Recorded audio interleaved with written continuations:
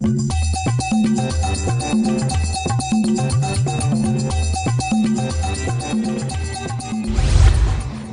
and welcome to yet another episode of Let's Talk Tobago. I'm Davia Chambers. Today we're coming to you from the Roxborough Administrative Complex right here in the fast developing, vibrant eastern village of Roxborough.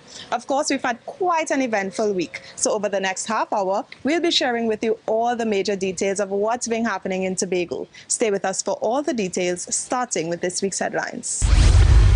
It's time to meet the Tobago Carnival Committee and hear about its plans for the festival in 2022. Students at Speyside High School get a gift of love to support their cultural development.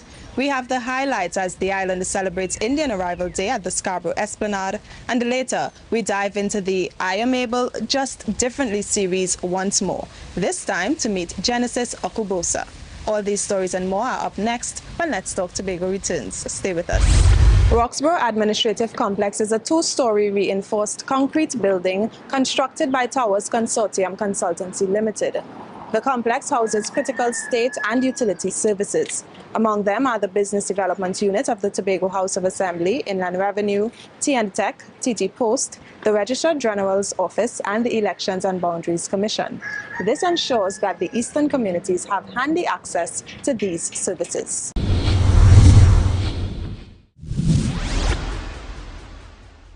Tobago breaks from tradition this year with Carnival in October. To execute the vision for the event, the Division of Tourism, Culture, Antiquities and Transportation installed a committee to plan and execute the festivities. We have the highlights from the committee's first press conference in this story. Tobago's Carnival will stand on its own this year. It's been moved from its original slot alongside Trinidad celebrations in February or March to October. To this end, the Tobago Carnival Committee was recently installed by the Division of Tourism, Culture, Antiquities and Transportation. It's headed by Misha Trim. The three-day festival will run from October 28th to 30th. Ms. Trim says it will have elements of contemporary and traditional mass, soca, calypso and steel pan. Alongside fetting with add-ons and features encompassing the island's rich culture, heritage and history, as we intentionally build out your calendar of events leading up to and of course including the culmination of the weekend festivities. The committee's terms of reference include driving major economic activity through the creative, cultural and tourism industries. Highlighting and celebrating Tobago's unique heritage, culture and ways of expression, fostering collaboration and innovation among creatives and practitioners, building and strengthening capacity in the carnival and entertainment and festivals industry, and to showcase Destination Tobago as a viable option to travelers for future getaways and vacations. The committee will work alongside the Tobago Festivals Commission, the Tobago Performing Arts Company or TPAC, and the Tobago Tourism Agency Limited. With the Tobago Festivals Commission or TFCL responsible for the event's execution, and the Tobago Tourism Agency Limited or TTAL handling the marketing and promotions aspect. Its newest company, the Tobago Performing Arts Company or TPAC, will be co-opted for add-ons mentioned previously that has to mainly do with the presentations of our intrinsic traditions. The Tobago Carnival Committee will focus on education and researching Carnival and other key areas. Also serving on the Tobago Carnival Committee are Deputy Chairman Kevon McKenna, members Christoph Roberts, Antonia Thomas, Pearl Duke Orr, Seiko Allen, David Mirage, T.L. Thorne, Kerry Walcott, Anya Elias, Patrick Clark, Ainsley King, Kyle George, and ex-officio members Alicia Edwards and Dr. Charleston Thomas. The committee is calling on Tobagonians to encourage family and friends across the diaspora to experience Carnival on the greatest little island on the planet from October 28th to 30th. It's the rainy season, which means greater potential for flooding, natural disasters and other emergencies. It's why the Division of Infrastructure, Quarries and Urban Development has ramped up its drainage and river works with the goal of mitigating flooding and possible erosion. Ryan McCool explains in this report. The Division of Infrastructure, Quarries and Urban Development has begun its annual desilting works. It's cleaning watercourses within communities from the month of June through to August. The desilting program falls under a greater called the Stormwater Management Plan. And that's how we handle surface runoff from rainfalls. Now, one of the aims or targets of the stormwater management is flood mitigation. According to DIQUD's specialist civil engineer, Kevin Trustrell, flooding occurs where unwanted water flows and accumulates in a normally dry area. In Trinidad and Tobago, there are 4 types of floods. Urban flooding occurs in developed urban areas where hard surfaces such as concrete and roads impede natural drainage. Coastal flooding, caused by storm surges coupled with rising tides directing water back into land. Riverine flooding, where riverbanks overflow causing floodwaters. And then there are the infamous flash floods. This occurs unexpectedly. Once you have rainfall, you get a flash flooding in several areas. The Infrastructure Division has already determined a number of contributing factors that lead to floods. Intense rainfall over a short period of time, prolonged rainfall over an average 3-day period, and the human factor. We have unplanned development, and this captures a lot of people constructing homes on riverbanks, by the seaside. We have deforestation. Persons in the habit of trying to go carry out slash and burn agriculture. And once you clear the land from all vegetation, the water runs off at a lot faster rate, and this will lead to flooding as well. The division's desilting program aims to remedy these occurrences. What the program entails, we go through with machinery in watercourses. We target the watercourses that are close to villages, in villages, and watercourses that cross our main roads. And what we do is try to take out any debris that we see. We try to shape over the watercourse, and we generally try to increase the capacity. Mr. Trustrell maintains that despite preparations, once in every 20 to 50 years, severe floods can occur. But he says the division stands ready to intervene. In that case, we lean more towards our response to these things in terms of TEMA and the other agencies, fire service, even the IQUD itself. We respond with our equipment and assistance to persons. The Infrastructure Division's desilting program will be visible in Mason Hall, Scarborough, Canaan Bonaccord, Charlottesville, and Speyside. I'm Ryan McCool for Let's Talk. It is a major boost for the Speyside High School Steel Orchestra, which won the Tobago House of Assembly's Panorama School Competition from 2010 to 2015, as well as the Wynwood Junior Extravaganza Pan Competition from 2010 to 2016, and the Speyside Steel Sensations Band. They got a sizable donation of steel pans recently. Our cameras were there for the handing over ceremony, so we could bring you this story. Have a look. The Speyside High School Steel Orchestra and Speyside Steel Sensations recently got a well-timed boost, a gift of $130,000 worth of steel pans. The pans will help the members continue to make their mark on the national music scene. It's in line with the school's mission to facilitate the holistic development of its students. And in order for that to happen, we have to have resources and we have to have opportunities. Right? Now, today, we are going to be blessed with a very expensive gift. Students, very expensive gift. And the best way that we could show appreciation for that is the care. Because of our legacy, and as the Chief Sec indicated, in homage to Mr. Titus, we believe that it's our duty to carry on the legacy of the band. We have a rich legacy, having won various competitions and a lot of talent, and it's just to preserve that and pass it on to upcoming students. The donation was made by pan maker, tuner, and the manager of NGC Steel Explosion, Aaron Anthony. Today, I felt real proud because, you know, this thing never happened before. When you ask for a donation, the captain of the band will give you an old pan or an old guitar pan or old bass. Yeah? I work on these pans for about 5-6 months. We need a chrome factory in Tobago so we could export pans.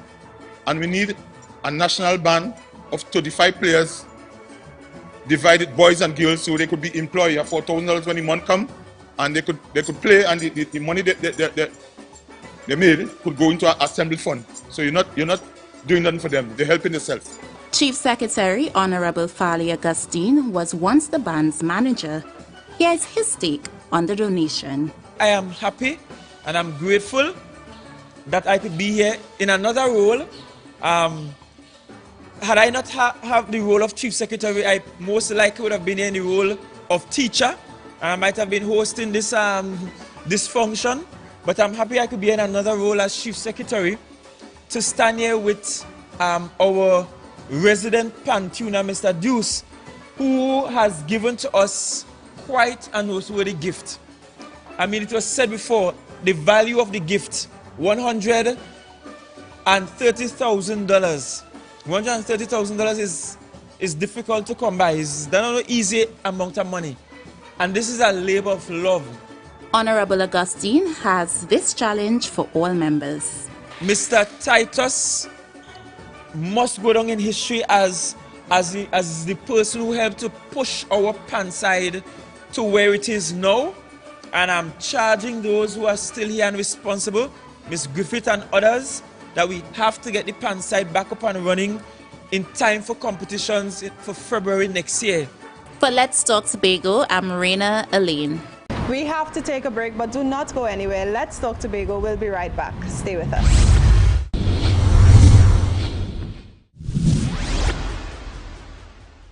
Welcome back to Let's Talk Tobago. Indian Arrival Day is celebrated on May 30th. Of course, it commemorates the arrival of the first group of indentured laborers from India to Trinidad in May 1845. This year's celebration was held at the Scarborough Esplanade, and the East Indian community got a special thank you for its contributions to national society. Here's more in this story.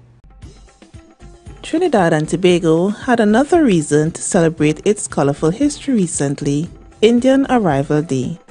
It's celebrated on May 30th to commemorate the arrival of the first group of indented laborers from India to Trinidad in May 1845. Chief Secretary Honorable Farley Augustine joined the East Indian community during Tobago celebrations. He says he's proud of how much East Indian descendants achieved over the years. For us in Tobago, we wish to celebrate with the East Indian community not just your arrival to this country, but as Dr. Boris said, your presence in this country. Your presence in this country has led to leadership across the country, to many luminaries across the country, to captains of industries across the country, to significant scientific gains within the country, to academic achievements within the country. And so you must be proud of what your community has been able to achieve, and proud of what your community has been able to contribute to the landscape that is Trinidad and Tobago. Trinidad and Tobago is noted within the Caribbean region for its ethnic, religious, and cultural diversity. The country encourages respect of persons regardless of sex, race, ethnicity, religion, or disability. This emphasis comes, in part, due to the various cultural influences that have helped to shape our islands. Days like today must remind us of the need to work together as Caribbean peoples in ensuring that we improve our economic fortunes. For every new generation that comes, they must experience something greater than we had. We can indeed work together to build out a country that is a lot more resilient and a lot stronger. The ceremony was held at the Scarborough Esplanade. I'm Kian Walker Hazel for Let's Talk Tobago. Disaster preparedness is no laughing matter. It requires all of us to be vigilant and prepared to act in the face of an emergency. It's why the Tobago Emergency Management Agency, or TEMA, joined forces on a public education caravan on safety, part of this year's National Disaster Prevention and Preparedness Month. Here's more. We're here at the Portmore Lower Scarborough, where the final disaster caravan is being held in commemoration of National Prevention and Preparedness Month for the month of May.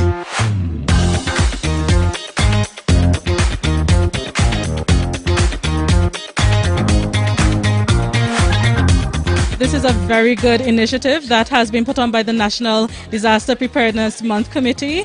It's a collaborative effort across Trinidad and Tobago, so we're collaborating with the ODPM and their stakeholders, with Tobago, with our stakeholders, to make sure that we are passing on as much information as we could to the public to ensure that they are ready for this upcoming hurricane season. The NDPPM initiative is now in its third year.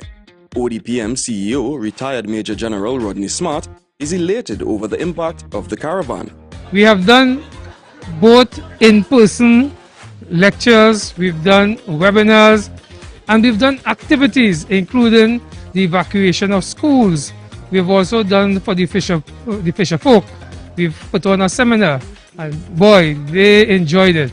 So it has been growing, it's becoming better, and every year we hope to continue to make sure that we pass on this knowledge and we get the people of Trinidad and Tobago more prepared for not just the hurricane season, but for any disaster. The Trinidad and Tobago Fire Service, the TT-Met Service, the National Commission for Self-Help Limited, and the Division of Health, Wellness and Social Protection were also on site to bring crucial information to the public. Over to the side, we essentially have the grab and go bag. It is, as it says, it's a grab and go. So ideally you will have your change of clothes for a 3-day period as well, your personal care items. You try to have a first aid kit on hand. Note that you also want to have sanitizing items as well. We are still in the COVID period. So this is what we are trying to promote at this time. Over at the fire service booth were demonstrations of very cool search and rescue equipment, such as infrared goggles and this device used to locate victims in difficult spaces. What we have here is called a search camera. Right? We use this for rescue in collapsed structures, confined spaces, and you could also use it in water as well. To catch highlights or information from the National Disaster Prevention and Preparedness Month, visit the ODPM or TIMA on Facebook. I'm Ryan McCool for Let's Talk Tobago. Karen Forbes, captain of the Trinidad and Tobago women's football team, is always proud to be on the football field doing what she loves. But this time, she's not in the center of the action. She recently hosted the Kick It with Karen football tournament, which attracted football enthusiasts from across Tobago as well as the sister isle. You'll find out more in this story. Listen up. Karen Forbes is Tobago born, a Plymouth native, and captain of the Trinidad and Tobago women's senior football team. She's also playing her part in the development of the sport. Karen recently hosted Kick It with Karen, a 2-day football tournament in her hometown. The event is aimed at showcasing the island's football talent and also to show the positive side of the seaside village. Coming out of the village of Plymouth, Plymouth have a stigma of, always this ghetto thing and those kind of things. And I think it's a great thing to show that, good things could come out of Plymouth. The tournament previously began as a 1-day affair, but over the years, it's attracted more football enthusiasts. So naturally, it has expanded. And from the look of things, the sport is definitely growing on the island. What we did, we would have started, the first year we started this competition, it was a 1-day competition. But because of the magnitude of the competition, we decided that we're going to do it 2 days and see how it goes. So this is the second year that we kept it for 2 days. And so far, it has been drawing like massive crowds. So later on in the evening, you will see more people start to show up at the event. This year, it seems to be like better than ever. Seems to be better than ever. I hope everybody come out and let us enjoy ourselves. It's a beautiful, beautiful day. This year is my first year in this event, and this is one of the best things I've seen in Tobago for a long time. This is a great initiative because when we are talking about community building, this is one of the things that actually will build community.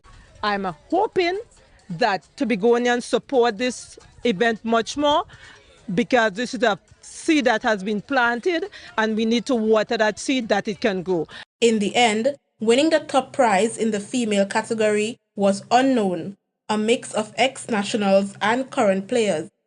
The Frontline Empire team from Trinidad won the men's category. I'm Megan Wallace for Let's Talk Tobago. In our final story, we'll shed some light on cerebral palsy in the series I Am Able, Just Differently. It's up next right after this break when Let's Talk Tobago returns. Stay with us.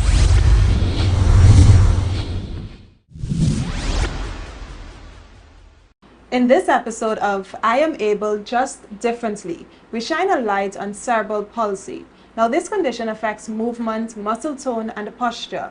In this story, we meet Genesis Okubosa, who has been navigating life with cerebral palsy with the support of her mother, Liesel. Omadara Mills shares their experiences in this story. Have a look.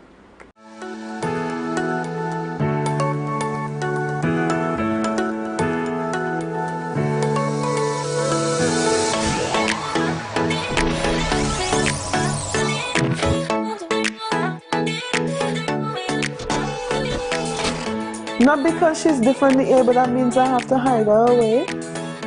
When you say special, a lot of people don't understand what that special means. See the child and not the chair. See the child.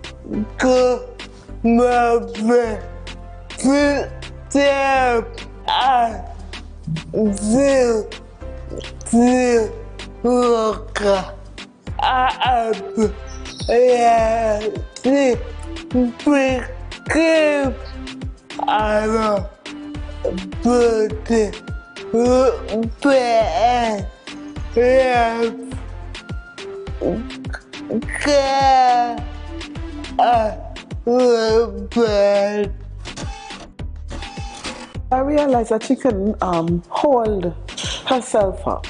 Whatever you put her on the chair as a toddler, you would have to put cushions to support her. You would always have to tilt the head. You would always put in cushions to completely surround her to support her. And I knew that something was wrong because, I mean, I've been with children for all of my life. So I knew that something was off with her development. Because with cerebral palsy is a group of disorders that affects a person's, the way how they move, their ability to move, their posture and their balance.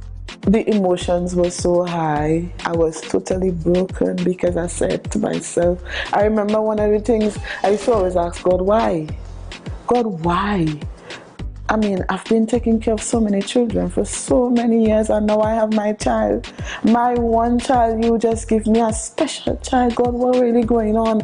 And as a parent of special needs, that's the first stage you have to go through.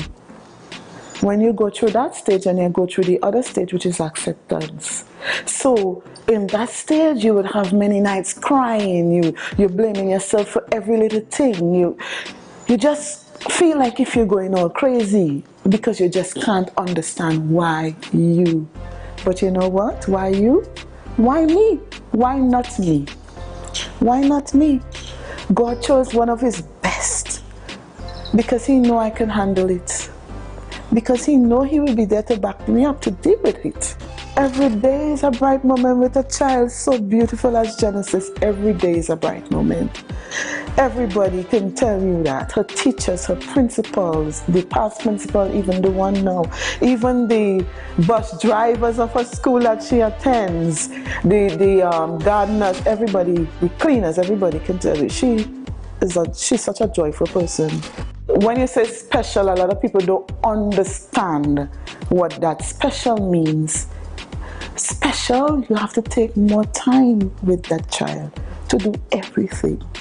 So it's not, come here, sit down here, hurry up, hurry up, hurry up. No, you have to take time with the child. Adrenaline rush comes more when I see how far she has reached, how much she has progressed, because this is a child that couldn't hold herself up. Now if you tell her, Genesis, lap your legs, she's going to lap her legs like the perfect queen, you know. You know, you tell her, Genesis, write your name. She couldn't write before. She would write her name. Genesis, read this book for me. She can read it because she's on social media by herself. Evidently, she has to do a lot of reading in order to navigate.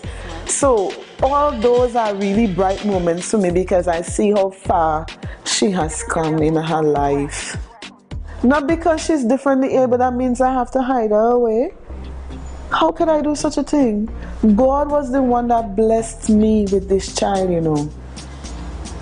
God was the one that blessed me with this child, and I have to accept. I've already accepted her, and I love her beyond words can never even surface. But she needs to enjoy her life. And if I am her mother and I'm not taking her places, then how will she know outside? See the child and not the chair. See the child. See her for who she is. Embrace the person. Forget the chair, embrace the person. For other children with different disabilities, accept them. Show them love. Be kind to them. Respect them. Support them. Be there for them.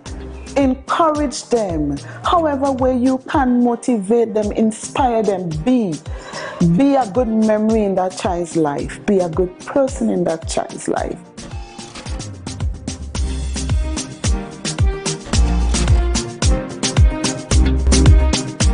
So we've come to the end of yet another edition of Let's Talk Tobago, and as always, we thank you for watching.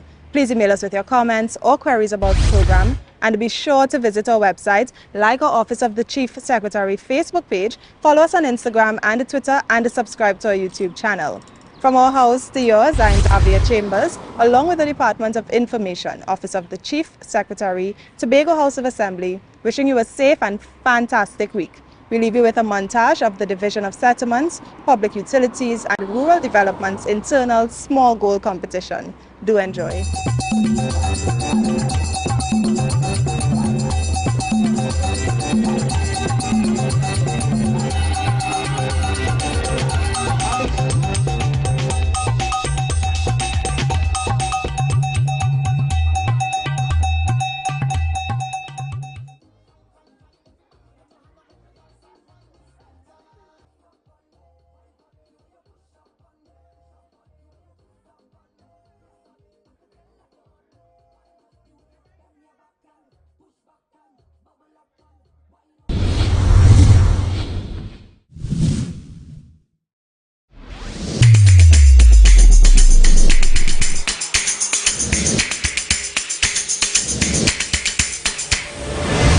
Morning, morning, good morning, morning.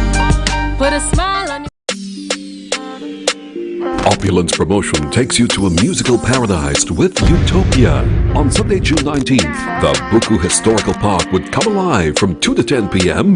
as TNT's most versatile jazz, reggae, soca, and Afrobeat artists grace the stage. Indulge in Tobago's rich cuisine and be captivated by pieces from Tobago's creative artisans at Utopia, the hybrid jazz experience, a fusion of music, food, and art. Tickets available online at islandetickets.com, in stores at Penny Saver Supermarket Canaan, Guy's AutoZone, Pure Vanity Lowlands. Call 716-6797 for more information.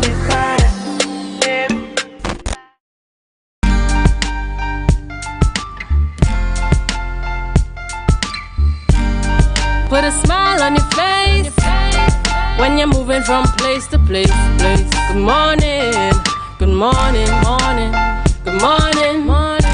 Good morning, viewers, and welcome to the Tobago Updates Morning Show, coming to you here live from the Port Mall in Scarborough. We want to say this is the day that the Lord has been. Continue to give God thanks each and every day. After a beautiful week, so far a beautiful weekend, and the start of a new week. I am Julian Skeet. And I am Ria Richardson George, and this is the day that the Lord has made, and we will rejoice and be glad in it. Good morning to Tobago, good morning Trinidad, those of you in the Caribbean, and those of you viewing us on the live. Good Monday morning to you. Julian, good morning. Morning, morning, Ria, morning, morning. How are you doing this morning? I am doing very, very well. It's been quite an interesting weekend for me, but I can certainly say thank God for life. Yeah, we continue to give God thanks for life. We saw a number of things happening over the course of the weekend in terms of activities and initiatives within the various areas and spaces. Very unfortunately, I wasn't able to make it out to the bike competition there, right? The bike show. Yes, yeah, to the bike show. I was out of the area for most of the day, but nonetheless, my indication is that things were quite eventful. Quite eventful for the latter part that I barely passed through. Yeah. You know, in the vicinity there.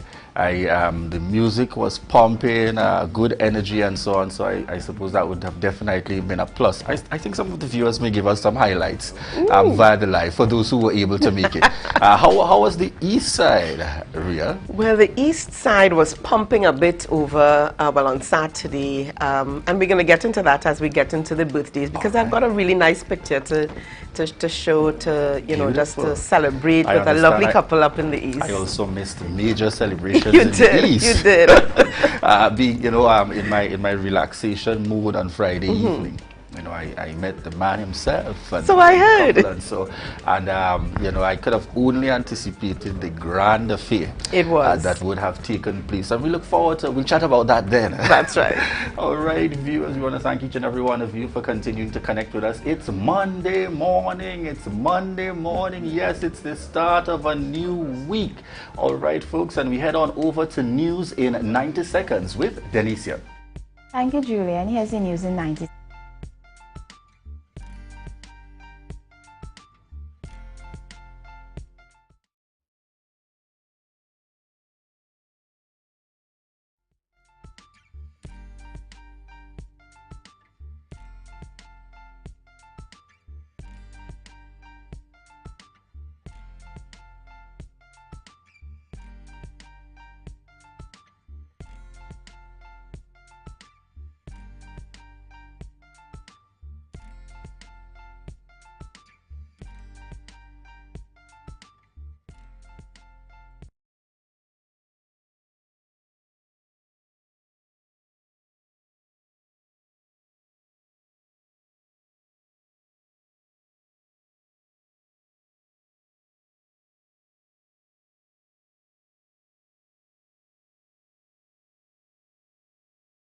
Approximately 4 p.m.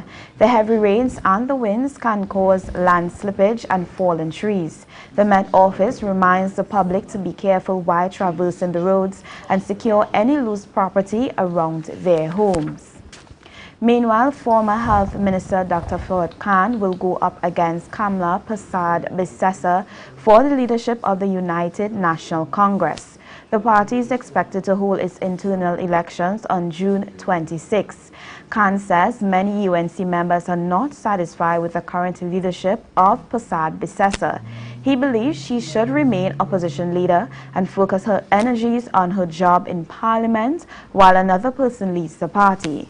Persad-Bissessar presented a slate of persons for all positions in the party. That was the news in 90 seconds. Back to you, Julian. Thank you so much there, Denicia, really making that connect. And you know, we're hearing a lot happening in terms of within the news. Interesting enough, we saw a little back and forth take place there, particularly in Trinidad. But before I even head on into that, viewers, the black and gold combination this morning. Black and gold combination is courtesy Checkpoint, and that's Checkpoint located at Upper Main Street in Scarborough. Checkpoint, that's 639-5148. And Checkpoint now is showing off what is their graduation line. You know, you've got a graduation coming up, perhaps you've got a wedding, a special occasion. Checkpoint caters to that as well, from boys to men, casual, right up to your very formal occasion. All right, Ria? Right. So I was saying, interesting, we had that seems to be taking place between Minister Camille Robinson-Regis and the opposition leader Kamla Persad-Bissessar, and getting a bit intense to the extent that it really begins to cross lines in terms of touching and hitting a nerve there in terms of inappropriateness based on where you sit. That's right, and I paid attention to what Calypsonian Twiggy had to say on social media, and Twiggy termed it pong for pong. All you pong one, and you get pong in return. So, you know, keeping it local. But, you know, it also speaks that there's some things that are appropriate and some things that are not appropriate for the position and the seat that you hold. And I'm just saying here, better could have been done on both parts. It didn't augur very well for me and to a lot of members of the public. You know, keep it clean, and I don't think it came across very clean or with a level of integrity. All right, so viewers, at this point we head on into birthday celebrations, and we've got quite a few this morning, quite a few birthdays this morning in the lineup as we are into what is known as the Gemini season. All right, and we have first up here this morning Darren Pogo Henry. All right, and we want to wish you a happy birthday, coming to you from the Tobago Updates family. That's Darren Henry there, and I think this is the special photo in the mix here, not a birthday. Well, no, it's certainly not a birthday, but definitely a wedding, and this is my very good friend out of East Tobago, Roxborough, to be precise, Ellis Clark, fondly known throughout the East as Archie. Yes. He has a supermarket or mini-mart on the Windward Road. But Archie got married on Saturday to the lovely Liz. She looked absolutely beautiful, absolutely beautiful. So they had a grand time. Yeah. Just before we move on very quickly, it was also his birthday, and he usually doesn't celebrate or share his birthday with anyone, but chose to celebrate with all his friends and family on Saturday. So Ellis Clark, yes, sir, Ellis Clark, congratulations to you and your lovely bride, and we wish you all the best. And birthday shout-outs as well to Archie then also. Congratulations, yes. Archie. When I saw him on Friday, he said, this is going to be grand. It was, indeed. I was among some others there as we were out, and he said, this is going to be grand. And in attendance, we saw former Chief Sec Kelvin Charles and his wife. They were also there. I mean, looking grand. He looked. I haven't seen him in a while, and he looked really good. Yes, you see what I mean. Shout outs and morning to former Chief Secretary Mr. Kelvin Charles and Mrs. Charles. All right, up on screen we have, and we head on back there. We have Reynolds Stewart. Just want to head back one photo there. Right, we've got Reynolds Stewart here, as I like to call him, Officer. He's in the TDPS, man, and today is his day to represent and to enjoy. We want to wish you a happy birthday, Reynolds Stewart. Trust that you have an enjoyable one, and don't do any things I won't do. All right. Not even I give Reynolds that kind of trouble. And this is my cousin out there, Kamaria McClure, and wishing you a happy birthday, coming from your dad, mom, Brian, Ruth, the entire family. Wishing you a happy birthday, Kamaria McClure out there. And this is Melanie Second. Wishing Melanie a happy birthday. Trust that you have an enjoyable one. And I know that Melanie knows how to celebrate, and she's going to take that time out to make sure that she enjoys. Happy birthday there, Melanie. And another cousin of mine in the lineup, Shami Mirage. Shami Mirage, we want to wish you a happy birthday, and God's continued blessings coming from the entire Tobago Updates family. Yeah. And this is one of my very good friends. We go way back into for those who know, into the education days. If you don't know her through education, if you've had any interactions through education, this is Nicole Alfred. We want to wish Nicole a happy birthday. In fact, Nicole celebrated yesterday. And we're sending, because I know with Nicole for a fact, those celebrations are continuing into this week. We want to wish Nicole Alfred a happy birthday and God's continued blessings out there. I think we missed a birthday. Yes. Yeah, I think we missed one of our pictures there. All yep, right, so we definitely did. We should Can have we get one a check coming on back up in the mix here. Yeah. And while we wait for that one to come up, we have on the lineup this morning for the rundown. This morning we start with discussions with Dr. Ronel Neptune. And he's the pediatric registrar for the Tobago Regional Health Authority, TRHA. And we speak to the vaccination rollout for 5 to 11 and 12 to 17. That's on the rundown this morning. And who else would we be chatting with, Ria? We'd also be connecting with it's Janet Parks. That's right. Janet Parks is the chairman of the Special Events Committee for the Scarborough New Testament Church, and that we're speaking this morning to free business clinics. So very interesting in our lineup here this morning on the Tobago Updates morning show. All right, definitely.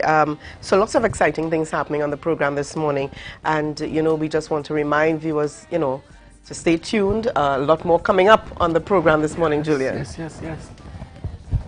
This is your time to share the live, share the live, share the live. MI4 Security Services Company is the most advanced security service in Tobago.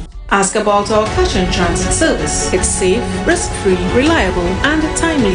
We provide safe banking delivery for all business types and sizes with highly trained staff, 24/7 monitoring, coordinated emergency response, and a well-maintained fleet of armored vehicles. Contact us at 660-7723 or visit our website at www.mi4securitytt.com to sign up today. Tobago Glass Supplies has been a leading name for over 37 years in the glass and aluminum market in Tobago. We provide an extensive range of high-quality, innovative aluminum and glass products for commercial and residential use. Competitive prices with superior and professional services by committed employees who are guided by rigid quality standards. Tobago Glass Supplies specializes in the manufacture and installation of glass and aluminum products that are essential to today's homeowners and the business environment. We are engaged in marketing, sales, and installation of a variety of products. These ranges from windows and doors to necessities such as mirrors for homes and vehicles, designed and manufactured in-house or imported.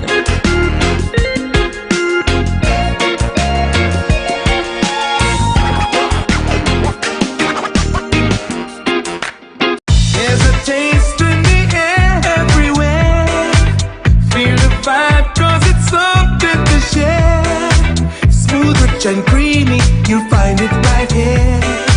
Makes you smile, relax a while, it's fun and good cheer. Ooh, enjoy every scoop. Ooh, every taste will get you hooked. We have flavors that you love, a combination special. Come along, enjoy our treats. This is Uncle Pete's.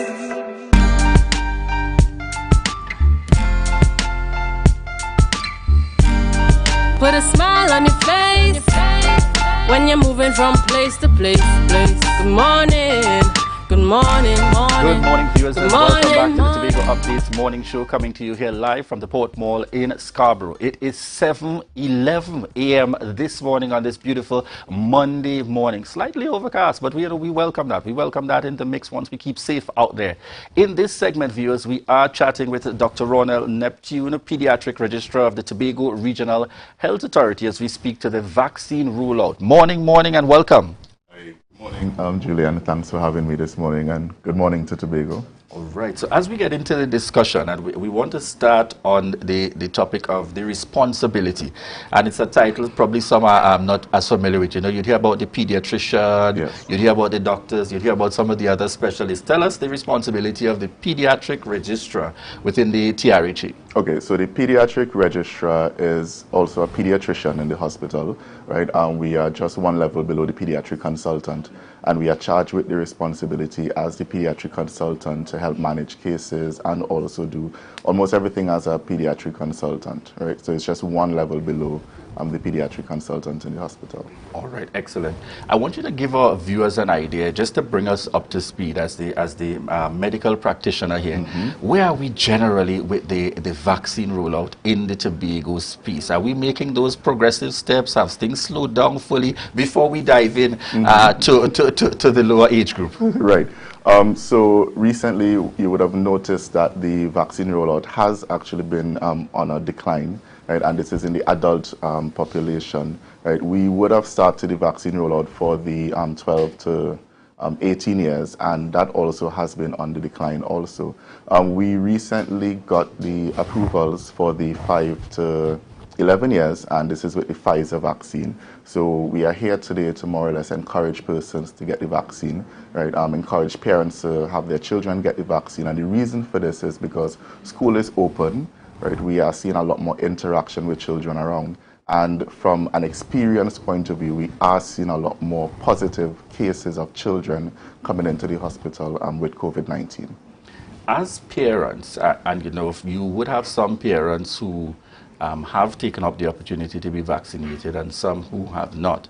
But they're saying to themselves now, all right, things appear to be going back to normal as we have seen across the world, and so why should I expose my child to this now? I just want you to reinforce the continued importance of the vaccine in terms of moving us out of this pandemic. Okay, so vaccination is nothing new, right? And I just want to reinforce that. We all start getting vaccines at 2 months, 4 months, 6 months, right up to 5 years, 12 years before we go out to secondary school, right? The reason why we are emphasizing the need for COVID-19 vaccination is because of the effects of COVID-19 on children.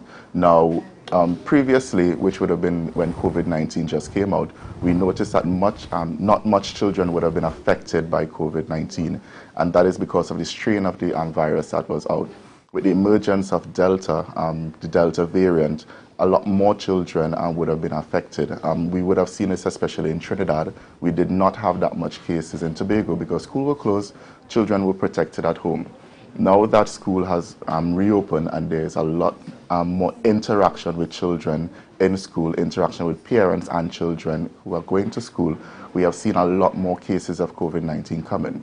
Now, a lot of them may present with mild disease and they would be home. Some of them may just present with runny nose or fever, and they will be asked to stay at home. And the only way that we will know that they are positive is if we test them. But there's a huge number of them who actually get to the hospital and require admission, especially those that are asthmatic. We have seen a rise in the number of asthmatics coming in with COVID-19 infection. We recently also had 2 cases of MIS-C, which is one of the most significant complications of COVID-19, which as a doctor, we don't like seeing it, right? We don't like managing it, right? It's not one of those things that we need to see.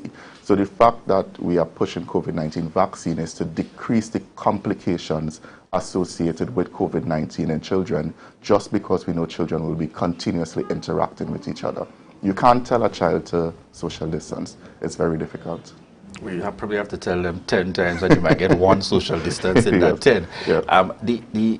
Give us just explain, or rather provide the information with what's the plan for this rollout? We know we've tried in certain ways with the initial vaccine rollout. What are the strategies being proposed in an effort to reach as far and wide as possible in terms of connecting with the 2 age groups identified, both the 5 to 11 and the 12 to 17? Right. So the thing about vaccine rollout is a matter of providing information all the time, because we know that persons are hesitant, persons are scared. So it's a matter of always providing persons with the relevant information, right?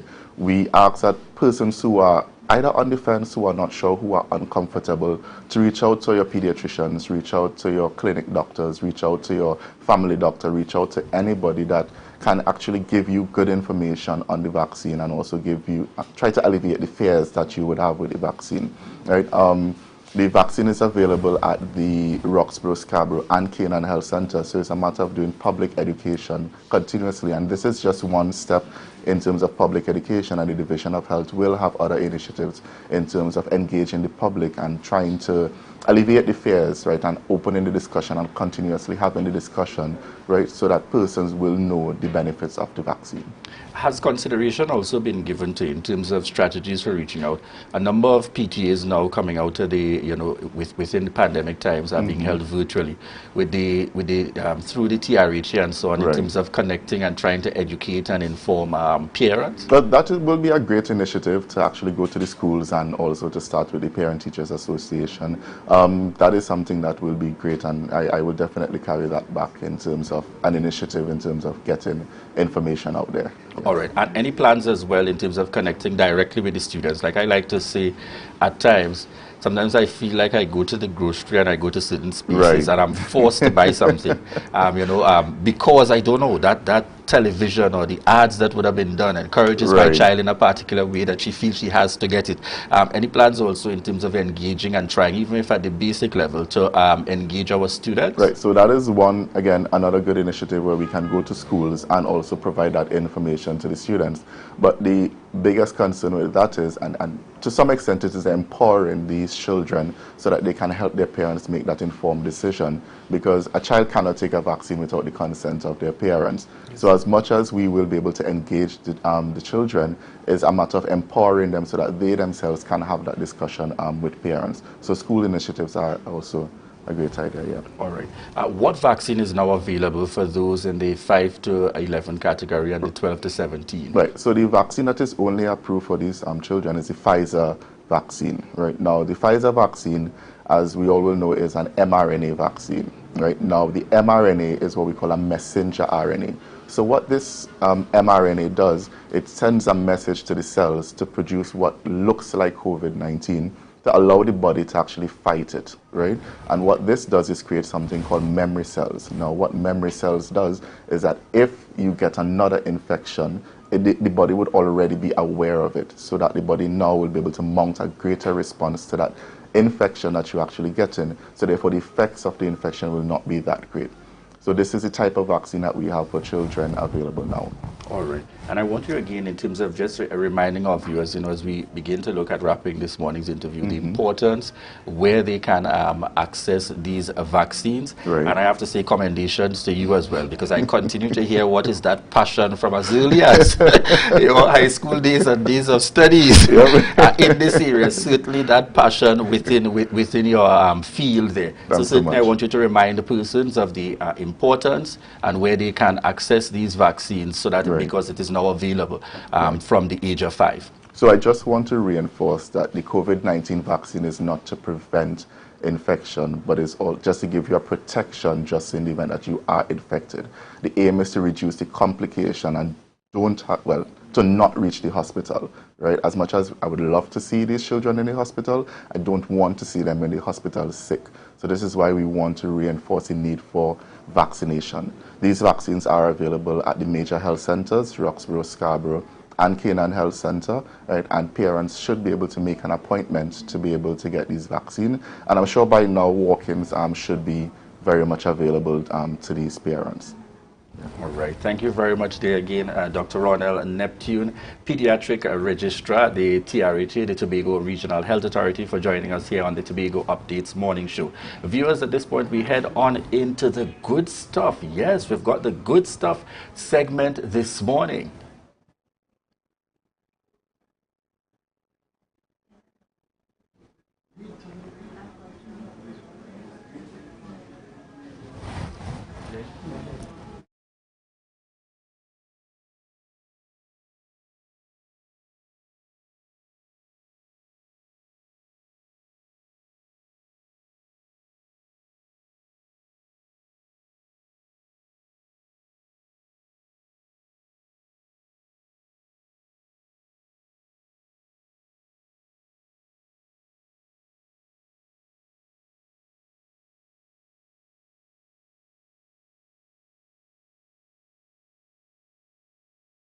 You can now get whatever you need whenever you need it anywhere in Tobago with Tobago.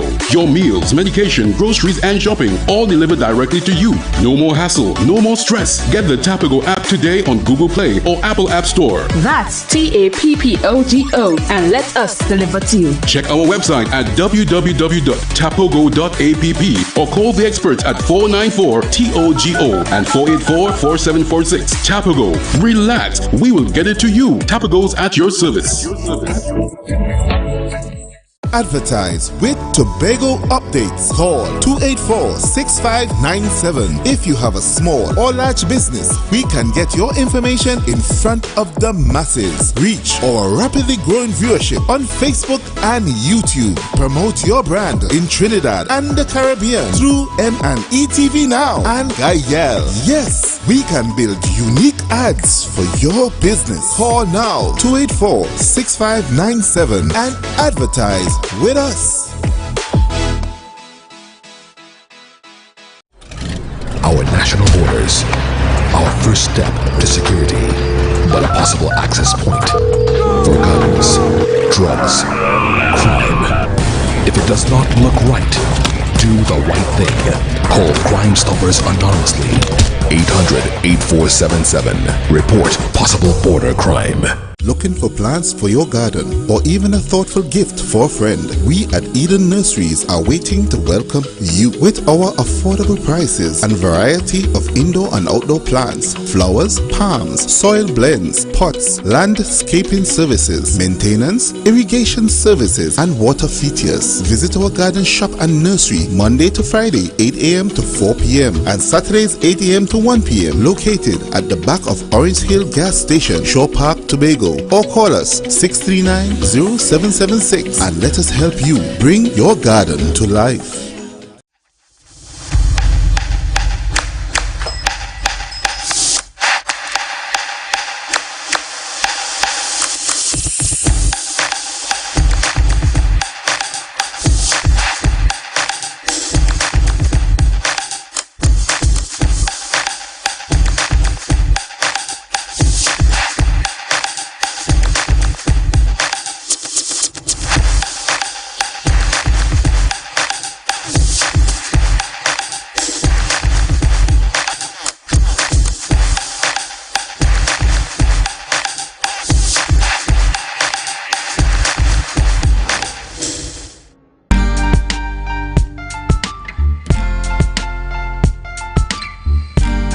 Put a smile on your face when you're moving from place to place. Good morning. Good morning, viewers, and welcome back to the Tobago Updates morning show, coming to you here live from the Port Mall in Scarborough. In this segment, we head on into the good stuff with Akeem Stewart. We had a little technical difficulties here, but we're back. Akeem Stewart, national record smashed. He smashed his own national shot put record at the Dwight York Stadium in Bacalet, Tobago. Stewart threw 20.99 meters to win the Kaizen Panthers Paradise Challenge men's shot put event, erasing his own 20.43 Trinidad and Tobago standard from the books. Congratulations coming from the Tobago Updates going out to Akeem Stewart. National record continuing to make us proud here in Tobago, Trinidad and Tobago, the region and the world at large. Congratulations, Akeem Stewart. And from the good stuff, folks, we head on over to this day in Tobago history with Devon Adana. So Tobago history is fascinating. And you'll likely hear me say this a lot on this page, but if Tobago shares any history with any other Caribbean island, it's actually not Trinidad. Well, if not Trinidad, where? Where, Devon, in Rihanna's Caribbean Sea, could Tobago find its twin flame when it comes to Caribbean history? Jamaica. Yep, I said it. Okay, so to understand what happened in Tobago on June 6, 1876, let's go back to May 1st, 1876 in Roxborough. That's when the Belmana riots or Belmana War gave Tobago planters the wake-up call that they certainly were not in control of Tobago like they thought they were. That the black labor or peasant population didn't like the way they were being treated, and they were willing to take up arms and do something about it. Much like what happened in this scene pictured here at the Morant Bay Rebellion in Jamaica on October 11th, 1865. And much like the Morant Bay Rebellion in Jamaica, the Belmana riots ended with pretty much the same result. By the time the Belmana riots occurred, the British knew exactly what to do because they had already caught their practice in Jamaica. You see, up until this point, Jamaica and Tobago were under what they call the old representative system. What is that? This is the late Professor Douglas Anglin, and he wrote a paper called The Political Development of the West Indies, and in it he said the old representative system was extended to the rest of the British colonies after the success of the very first representative assembly started in Barbados in 1633. Under this form of government, there was a governor with direct responsibilities to London, England, via the Secretary of State for the colonies, but largely depended upon a locally elected and, as he put it, uncooperative assembly, especially when it came to finance. So while the old representative system may have been successful in Barbados, there was catching hell with it in Jamaica and Tobago. Assemblies didn't always do what the governor wanted them to do, which resulted in constant conflict and frequent deadlocks. Jamaica and Tobago's House of Assembly made the same move when they realized that the black population was fed up at the treatment of them in post-slavery British West Indies. What did both assemblies do? They not throw away the old representative system and beg for British to input Crown Colony system on the island. That meant that both islands would have direct oversight from Britain, particularly when it came to finance. They basically said, no sir, we can't handle them back people here. Come take your thing. Thus, 146 years ago today, the Tobago House of Assembly voted to institute Crown Colony rule on the island. Jamaica's House of Assembly did same 10 years before in 1866. Tobago's Crown Colony rule would take effect on January 1st, 1877. With this system of government, the islands abolished all the functions and privileges of the House of Assembly absolutely. Easy, easy, so the colonial law.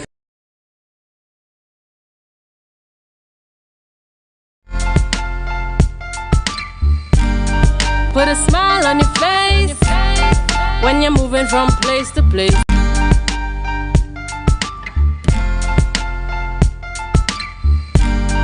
Put a smile on your face when you're moving from place to place. Good morning, good morning, morning, good morning, morning. Good morning, Tobago. I am Candace Jackson, and I am here at the TTSPCA shelter in French Field, where we are going to be talking about little puppy babies. Yes, it is that time again where, you know, we just put some focus on these animals that we have in our space and try to get some nice homes for them, like this little sweet one here.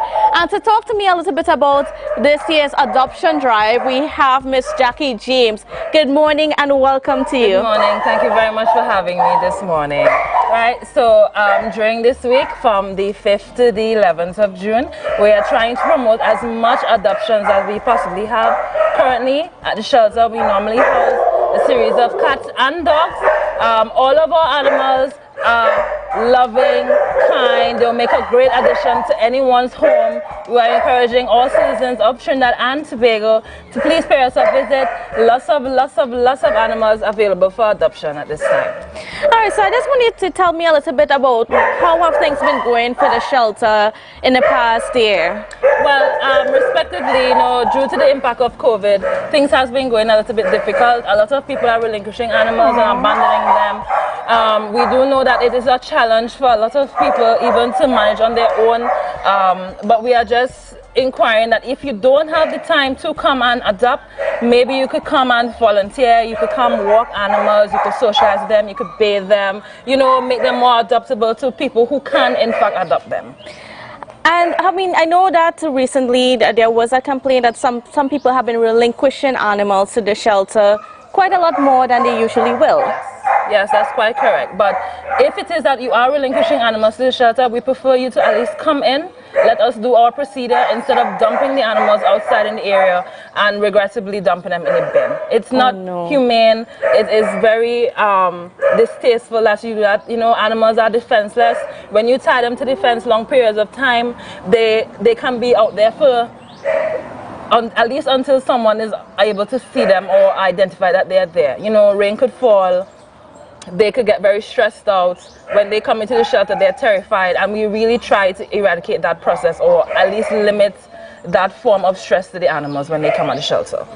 And tell me a little bit about, you know, just being able to care for these animals, because I know sometimes the little animals that come through here are usually in a very bad state. Yes, basically majority of them or some of them are in a bad state or, like we say, critical conditions. But you know, through to our donations, based on the public, donations help us go a long way to provide the necessary procedures that we provide. So most people don't know this, but once you get an animal from the shelter, it's spayed neutered, right? Meaning that they are unable to reproduce. So we are also a society for prevention of strays in Tobago. We also treat them for flea sticks and we deworm them. All necessary care they achieve while they are at the shelter, to at least to make sure that they are completely healthy. And tell me a little bit about, you know, how important it is to spay and neuter animals, because I know that is a problem within our space. It is because animals are or can produce rapidly, especially cats and dogs, respectively. You know, it also is a health. It also promotes healthy health. In retrospect to, you know, you don't have stray animals all around suffering, digging in the garbages, reduce of disease, possible disease, as well as, you know, tourism also plays a fun role in Tobago, right? So, you know, you wouldn't want a pack of animals hunting and destroying people's peace, right? But necessarily, we do know the challenges faced when we have another animals being reproduced, and more animals means more animals being dumped, and most people don't know this, but when you abandon animals, it's also a form of animal abuse, right? Most people want first litters, and then they can't find homes for them, so they leave them by beaches, they leave them by the dump site, they leave them anywhere, and then they have no morale for them. And we find that it's more can be done, better can be done of our citizens, so we try our best to promote that. If we are doing all these procedures, why not come to the shelter to get it done, right? So we also have an on-site clinic where spay and neuters can also be done. All you have to do is call us at 309-0219 to book your appointment, or 639-2567. Now, a lot of people in our space say that, you know, I mean, they would want to adopt a dog or a cat, but they don't know how to take care of that dog or a cat. You know, what can you say about the responsibility of caring for these sweet little ones? Well, in terms of care, basically, we have lots of pamphlets. You can always call us, message us on Facebook or IG.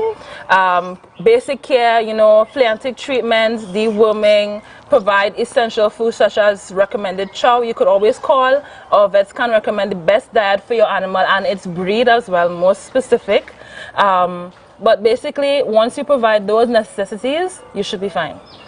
And then what about, you know, in terms of making sure that the animal is protected when they're in your home? Whether it is, how do you keep them? Because some people think that, oh, you should just, you know, tie the animal 24/7. No, that's not recommended. Animals, just like humans, they need exercise. They need some form of excitement in their life. So if you can at least factor in at least a half hour of your day to make them feel loved, appreciated, happy, then that goes a long way in your animal's behavior, your animal's care and social aspects. And now there's another concern in terms of breeds of animals. So some people just like, you know, rather have certain types of breeds because, you know, they might be cute or, you know, they might have some kind of status applied to them. You know, why should we consider, you know, some of these other just regular dogs? My favorite breed is the common breed dogs because they are so loving. You can't put a price on personality, and all our animals have exactly that. I mean, look how sweet she is in your hand right now, and she does not even know you, right? Right? So what we are trying to say, all our animals here have a loving, caring type personality. You know, I would encourage anybody to come and try, at least see for themselves what we are talking about, what we're really trying to do here at the shelter. And then there's something about animals that have not been in a good situation before, but when they come into that loving situation, they transform. Yes, they actually do. We do. So we work with our animals closely. We rehabilitate them for a series of 2 weeks, at least to make sure we assess their temperaments properly, and we at least see what it is that is desired of us to give to them, so that they can feel more comfortable while they're in our environment. So even if they came from a bad situation, you know, then you're not going to place an animal within a family if you know that they can't gel. We can't do that because then, you know, it's uncomfortable for the animal, and I can imagine it will be uncomfortable for the individual that's adopting or fostering. So we give animals based on what the client is also looking for. So if you're looking for a more docile type animal because it's probably for like an elderly person, then we then assess which animal in the back best suits that client, right? So that's how we normally operate. And then what about, you know, people who decide that, you know, they want an aggressive dog because, oh, you know, you want that dog that would protect the home and so on. Is that necessary? I don't think it's necessary, because fun fact is that when you adopt an animal, they actually develop their aggression while they're in your compound, because the need to protect then comes in, right? So unfortunately, we don't give aggressive animals to humans, well, to our clients, because if it's aggressive, then it will be aggressive to you, no doubt, and then that's an animal that you cannot control. But respectively, once you take care of your animal, you let it know that, you know, this is your environment now, you have to protect it, then they do develop the aggression. And do you help with training? No, we have referrals for training, but we do simple commands that sit, you know, come, and stuff like that. That's mostly what we do.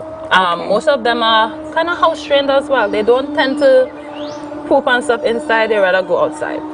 And then, I mean, animals are quite intelligent. They are very intelligent, right? Very.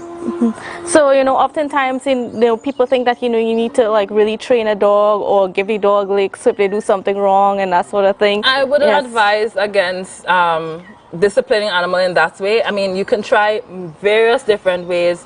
You could try saying no. If the animal does something wrong, you take it away for a time period and then you put it back, so eventually you correct its mistake. Another thing I see people do is that they take a spray bottle of water. If the animal does something wrong, you spray it. Right? It's irritating to the animal, so I don't think that they will do it again. So you just keep enforcing, but actively hitting the animal is not recommended. All right, so there you have it. So folks, I mean, if you want to give someone like this little one, look at her. Just look at her. She's so sweet.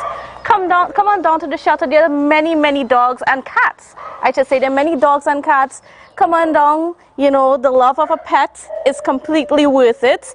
You know, you're not going to get a better love than one that a loyal dog or a cat can give you. Right, so this is Candace Jackson, and we are going to a break, but we'll be back right after this. MI4 Security Services Company is the most advanced security service in Tobago. Ask about our cash and transit service. It's safe, risk-free, reliable, and timely. We provide safe banking delivery for all business types and sizes with highly trained staff, 24/7 monitoring, coordinated emergency response, and a well-maintained fleet of armored vehicles. Contact us at 660-7723 or visit our website at www.mi4securitytt.com to sign up today.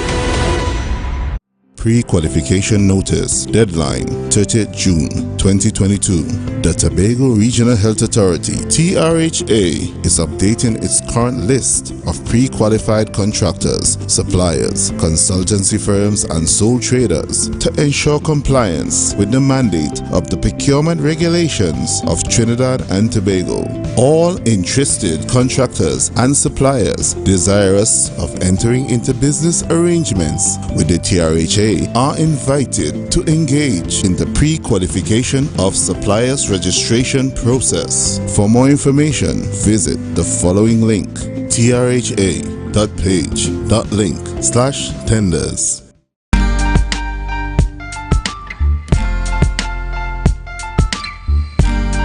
Put a smile on your face when you're moving from place to place. Good morning. Good morning. Welcome back this morning to the Tobago Updates Morning Show. We are chatting this morning with Mrs. Janet Parks, and she's the chairman of the Special Events Committee of the Scarborough New Testament Church. Good morning and welcome to you. Good morning. All right, and this morning, morning, good morning, yes. And this morning our topic is on a free business clinic. Now, if you're the owner of your own business, or you're working, or you're thinking about getting into business, or maybe you had a business and it's lying dormant as of COVID-19, this information is for you. Now, Mrs. Parks, give us an idea this morning of what inspired this month, this Family Life Month of activities attached to the New Testament Church. Okay, so the Family Life Month is now a staple. We started 4 years ago, and we know that the family is the foundation of the society. And basically what we saw happening in the society was not something that we were happy about at all. Broken homes, children in school, they have no parenting, no proper parenting. Even in the church, we saw things seeping into the church, and we were able to trace it back to what was happening in the family life.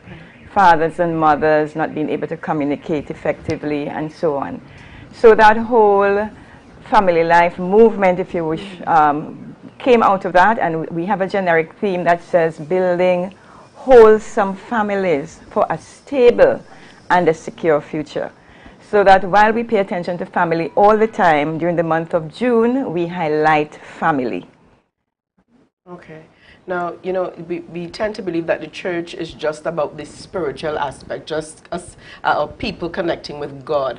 How important is it to build or you know, Yeah, rekindle, build the whole man, not just the spiritual side of man. That's such an excellent question, Rhea, because man, we are body, soul, and spirit. And it's one of my pet peeves. You know, I believe Jesus Christ was a radical. So I like to know I'm also a radical Christian because he dealt with the whole man. He met people at the point of their need. If you were hungry, he fed you. Right. If you were sick, he made sure he healed you. And yes, a lot of us in Christendom, we have lost that, where we tend to focus on just the spiritual man. So for us, when it comes to family, we focus on body, soul, and spirit. One cannot be without the other. It's all integrated. And I'm happy to hear that. So tell us what's happening over the month. Give us an idea of the month of activities.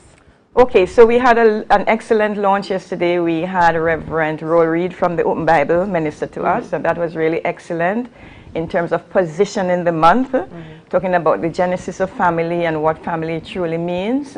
Now, as I said, we cater to body, soul, and spirit.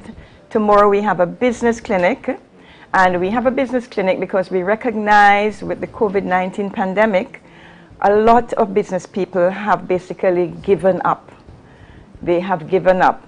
They have gone through rough times. So what we're trying to do tomorrow is to bring in all the financiers, representatives from the various financiers, whether it's the credit unions, the commercial banks, whether it's financial advisors, in one place throughout the day from 10 o'clock until 4 o'clock, so that they will be there in a non-threatening environment to just have a chat with you. So let's say you have thrown in the towel because you just decided, listen, I can't make.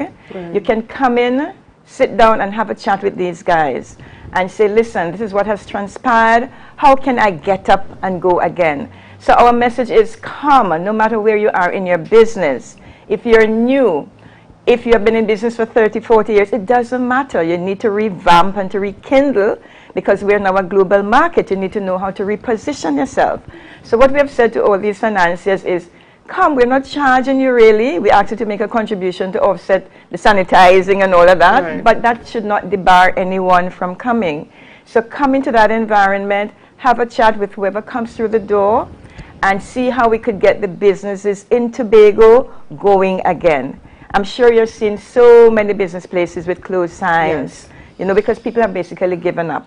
And then the other side of that coin is, I'm hoping that business people will be able to say to these financiers, listen, it's because of you why I'm out of business. Because you have not been able to tailor your product for what has transpired. Right? Can you give me another moratorium? You know, so we want people to come in and to be very frank, because at the end of it, we really want businesses, the lenders, the financiers, to also say, listen, we did not recognize there was such a cry, you understand, for maybe softer terms, maybe softer interest rates, and so on.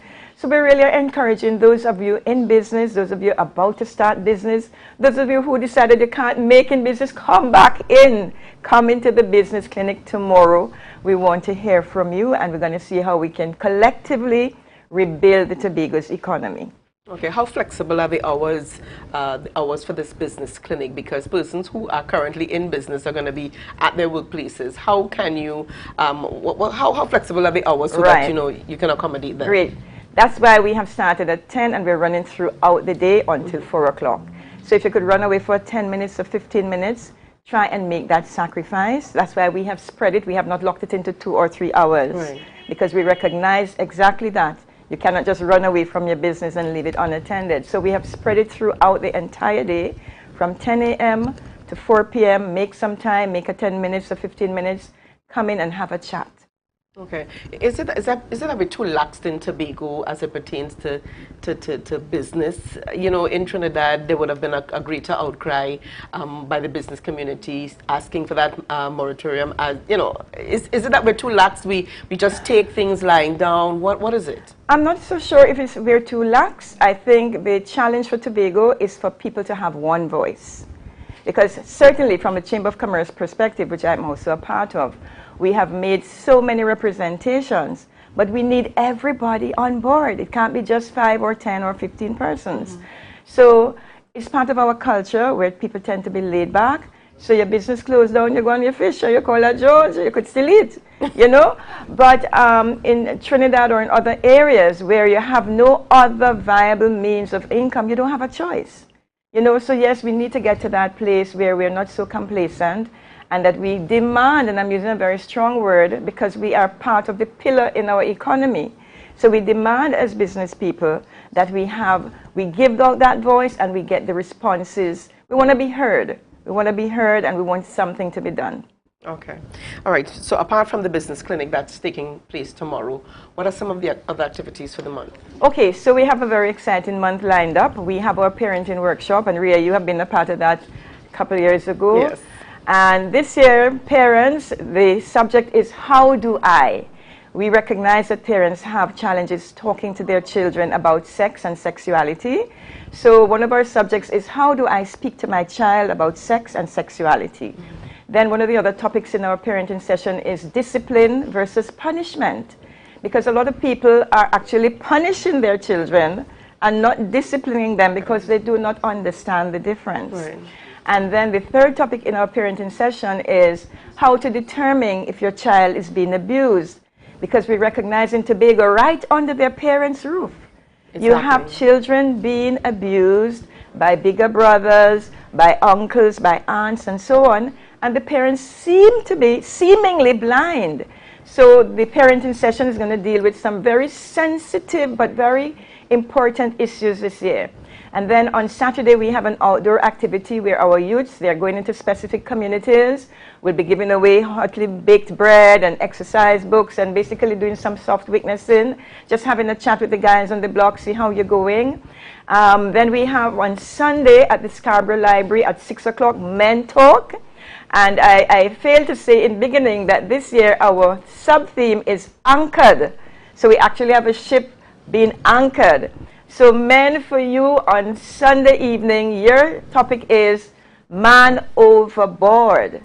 Because we have some men, they really want to jump ship. Right? So we want you to come in. The women will not be there to intimidate you.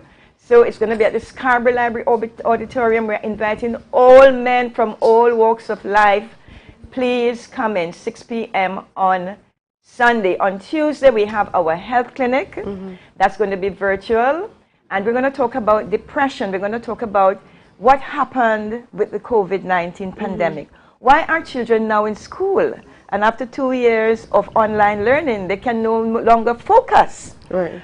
We have a lot of people who have lost loved ones, so we're talking about coping with grief.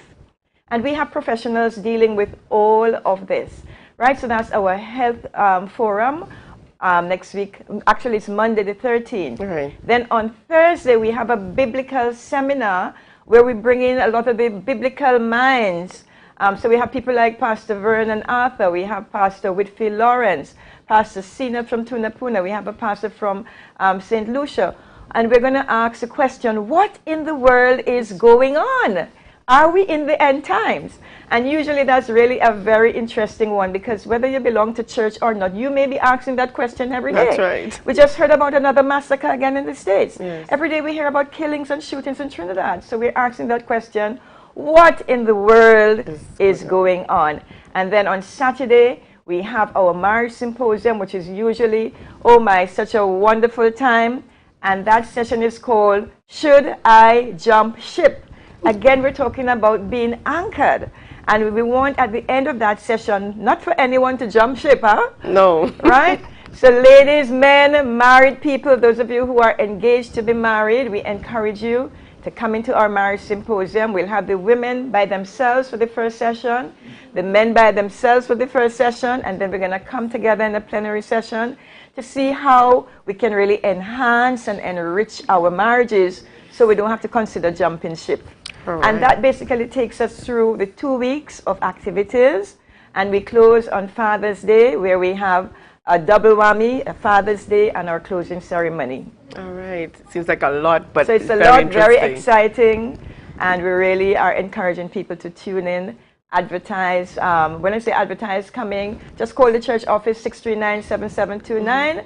and they'll be able to send you the link for all the various activities. Definitely. Thank you so much for chatting with us this morning. Certainly looking forward to that. And it's happening at the Scarborough New Testament Church of God as they present their Family Life Month 2022. Thank you so much, Mrs. Janet Parks, for chatting with us. Thank you for having me. All right. Well, viewers, lots more coming up on the Tobago Updates Morning Show. So remember to share the live, share the live, share the live. You can now get whatever you need whenever you need it anywhere in Tobago with Tobago. Your meals, medication, groceries, and shopping all delivered directly to you. No more hassle, no more stress. Get the Tobago app today on Google Play or Apple App Store. That's TAPPOGO, and let us deliver to you. Check our website at www.tapogo.app or call the experts at 494-TOGO and 484-4746. Tobago. Relax. We will get it to you. Tobago's at your service. Opulence Promotion takes you to a musical paradise with Utopia. On Sunday, June 19th, the Buku Historical Park would come alive from 2 to 10 p.m. as TNT's most versatile jazz, reggae, soca, and Afrobeat artists grace the stage. Indulge in Tobago's rich cuisine and be captivated by pieces from Tobago's creative artisans at Utopia, the hybrid jazz experience, a fusion of music, food, and art. Tickets available online at islandetickets.com, in stores at Penny Saver Supermarket Canaan, Guy's AutoZone, Pure Vanity Lowlands. Call 716-6797 for more information.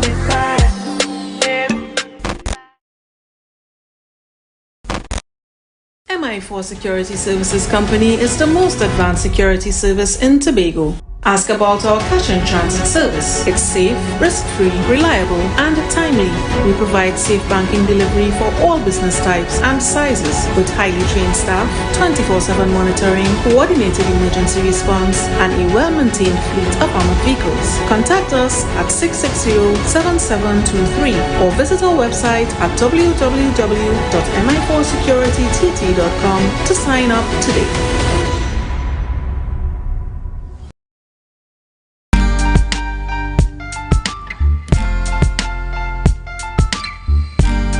Put a smile on your face when you're moving from place to place. Good morning. Good morning. Yes, it's a beautiful start to the week. It's another Monday as we are midway in 2022. Welcome back to the Tobago Updates morning show, coming to you here live from the Port Mall in Scarborough. And we're into the final segment here this morning. Beautiful morning indeed, connecting the information coming out, giving us a sense in terms of vaccinations. And I know there's a little bit of a hesitancy, especially, within this space as we transition through the pandemic, dealing with that reality. But of course, all our medical practitioners, the advice and the guidance is still that vaccination remains a key factor in terms of making that difference. All right, most definitely. So, of course, you can always contact the Division of Health for more information. There's some parents out there who are still a little bit skeptical, but I'm saying here, get your information. Get your information, all right? Yes, and just to shout out a few persons on the live with us this morning, tuned in to the Tobago Updates morning show. I see Miss Carol, Fraser Davidson, Afisha, Helen, Isaac Nelson, QQ Melville, Chad Noel, Collis Hazel, Russell Morrison. And a special good morning going on to Collis Hazel. He was also there on Saturday looking quite dapper. Oh, yeah, well, I know Collis won't miss an event no, like that and in he the said, East. he said, I look at your show every morning. So Collis Hazel, a special good morning going out to you. Morning. Shout out to Collis Hazel. I'm seeing Liz Richardson. Where's that family? That's my Auntie Liz and Uncle Ray. Good morning to you. Auntie Liz is also on the live. I see QK, Cindy, Lisa, James, each and every one of you. I want to thank you so much for the continued love and support. Those of you viewing via Gael, as well as MNE TV, and those of you tuned in, listening to us via the radio, that's Smash Radio and Street 91.9 FM, and those of you that continue to connect with us online at TobagoUpdates.com, YouTube, as well as those of you joining us via our social media platform on Facebook. Morning to each and every one of you. Thank you so much for your continued love and support for the Tobago Updates morning show. All right, well, we're going to leave it there. And now, Julian, we're heading over to GMT with Denise here. But just before we go, viewers, we want to remind you to stay safe out there. Remember to wear your mask, sanitize, and socially distance. We see you tomorrow. Bye, everybody. And just to remind our viewers this morning, Ria, just before we head on over to GMT, we've got another segment coming in the mix. It's Tobago Notes, courtesy the Division of Information there within the Office of the Chief Secretary in the Tobago House of Assembly. Tobago Notes up next before we head on over to GMT. Maintain your social distance. All right. Bye-bye, folks.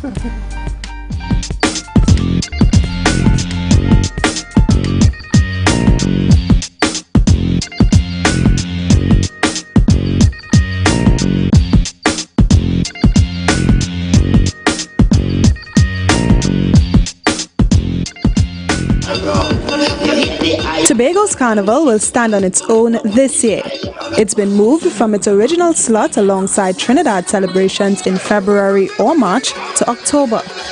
To this end, the Tobago Carnival Committee was recently installed by the Division of Tourism, Culture, Antiquities and Transportation. It's headed by Misha Trim. The 3-day festival will run from October 28th to 30th. Ms. Trim says it will have elements of contemporary and traditional mass, soca, calypso and steel pan, alongside fetting with add-ons and features encompassing the island's rich culture, heritage and history, as we intentionally build out your calendar of events leading up to and of course including the culmination of the weekend festivities. The committee's terms of reference include driving major economic activity through the creative, cultural and tourism industries, highlighting and celebrating Tobago's unique heritage, culture and ways of expression, fostering collaboration and innovation among creatives and practitioners, building and strengthening capacity in the carnival and entertainment and festivals industry, and to showcase Destination Tobago as a viable option to travelers for future getaways and vacations. The committee will work alongside the Tobago Festivals Commission, the Tobago Performing Arts Company or TPAC, and the Tobago Tourism Agency Limited, with the Tobago Festivals Commission or TFCL responsible for the event's execution and the Tobago Tourism Agency Limited or TTAL handling the marketing and promotions aspect. Its newest company, the Tobago Performing Arts Company or TPAC, will be co-opted for add-ons mentioned previously that has to mainly do with the presentations of our intrinsic traditions. The Tobago Carnival Committee will focus on education and researching carnival and other key areas. Also serving on the Tobago Carnival Committee are Deputy Chairman Kevon McKenna, members Christoph Roberts, Antonia Thomas, Pearl Duke Orr, Seiko Allen, David Mirage, T.L. Thorne, Kerry Walcott, Anya Elias, Patrick Clark, Ainsley King, Kyle George, and ex-officio members Alicia Edwards and Dr. Charleston Thomas. The committee is calling on Tobagonians to encourage family and friends across the diaspora to experience Carnival on the greatest little island on the planet from October 28th to 30th. That was a production of the Department of Information, Office of the Chief Secretary, Tobago House of Assembly.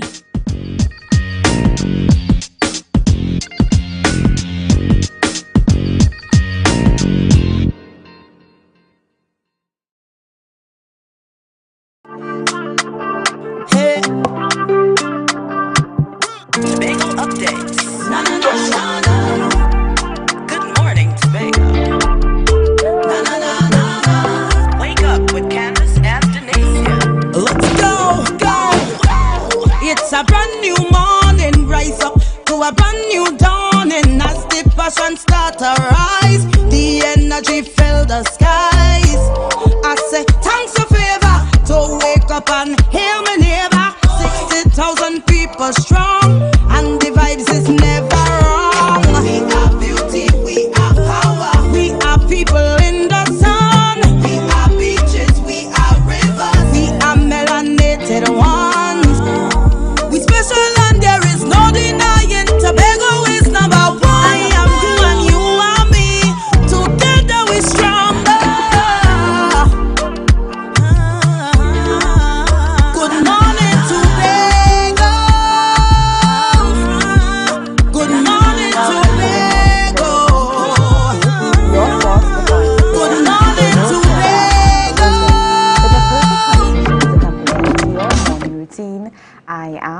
Denise Dempster. Here's a look at your news in 90 seconds. The bitter cassava production was a success in Trinidad over the weekend. The play produced by the Tobago Performing Arts Company held its final showing at Queen's Hall in Port of Spain. All tickets for the show were sold out. The show attracted people from all walks of life, including Her Excellency, President of the Republic of Trinidad and Tobago, Paula May Weeks. Many patrons were thrilled with the performances and raved about them on social media. THA also held a mini enterprise market called A Taste of Tobago, where many of Tobago products were on sale along with the play. In other news, the adverse weather alert continues for Tobago and Trinidad. According to the Trinidad and Tobago Met Office, the yellow level alert is associated with the passage of a tropical wave. Heavy winds and gusty winds measuring up to 55 kilometers per hour will continue until approximately 4 p.m. The heavy rains and the winds can cause land slippage and fallen trees. The Met Office reminds the public to be careful while traversing the roads and secure any loose property around their homes. Meanwhile, former Health Minister Dr. Ford Khan will go up against Kamla Prasad Bisesa for the leadership of the United National Congress. The party is expected to hold its internal elections on June 26th. Khan says many UNC members are not satisfied with the current leadership of Prasad Bisesa. He believes she should remain opposition leader and focus her energies on her job in parliament while another person leads the party. Prasad Bisesa presented a slate of persons for all positions in the party. That was the news in 90 seconds. So as we are continuing our conversations with Tobago Carnival that is going to be held in October, we are going to be having a chat with Ronnie McIntosh, and he's the mass band leader and veteran soca artist. And we are going to be talking about Tobago Carnival in October, a tribute to Blacks presentation.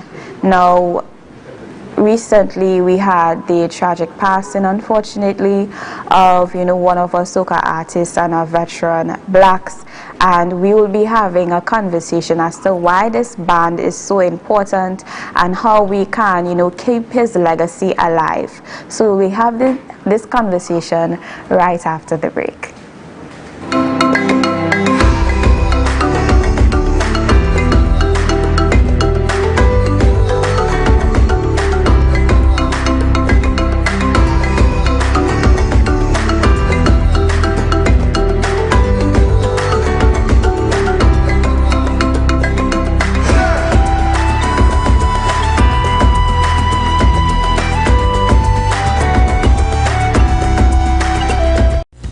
Glass Supplies has been a leading name for over 37 years in the glass and aluminum market in Tobago. We provide an extensive range of high-quality, innovative aluminum and glass products for commercial and residential use. Competitive prices with superior and professional services by committed employees who are guided by rigid quality standards. Tobago Glass Supplies specializes in the manufacture and installation of glass and aluminum products that are essential to today's homeowners and the business environment. We are engaged in marketing, sales, and installation of a variety of products. These ranges from windows and doors to necessities such as mirrors for homes and vehicles, designed and manufactured in-house or imported.